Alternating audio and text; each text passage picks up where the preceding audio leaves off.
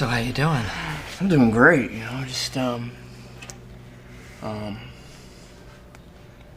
what needs to be done. What does that mean? I'm sorry, Dad. Why don't we just have lunch and talk? We can do that, right? Please.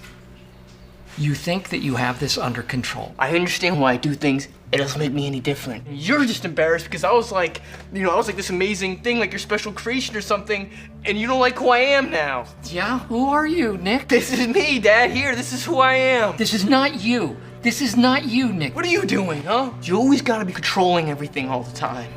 Let me book your room No, Dad. at a hotel for a couple of nights. Dad.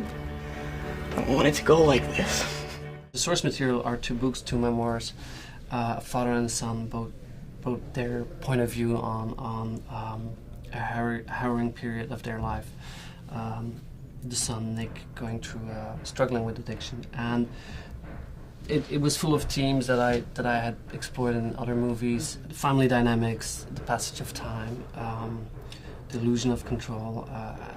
But it was done in such a beautiful, open, authentic way that I immediately connected to the material and the people themselves. It was interesting meeting David because he never gave me any sort of notes on performance or what he imagined I should do or could do with the character.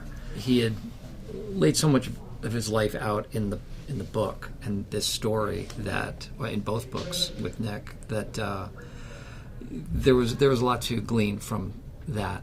But specifically in meeting him, what was beneficial was just to know what kind of person he was, the tone, sort of his essence as a person. And he's very warm and very caring and very loving, and all of those things came through.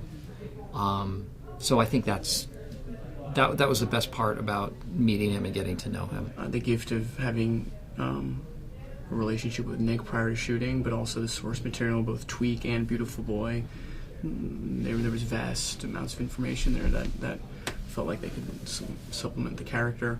And then just, there's specific parts of the using periods in the film where he's actually using that were specific to get right, and that was a lot of YouTubing and a lot of watching stuff online. But then there's just reading as many recovery books as possible, or trying to understand the experience of what it is to be away from home, away from your habits, away from your settings that are familiar, and what that would feel like, and how that would maybe jumpstart your life in some way. It's such a harrowing thought to think that you might have to go through this with your child, but I thought, like, if I can be a part of something that might ease someone else's life watching this film, it might give them a glimmer of hope, or maybe an idea of how to keep throwing love around with their children and hold on, then I'm happy to be a part of it, because it's just rampant,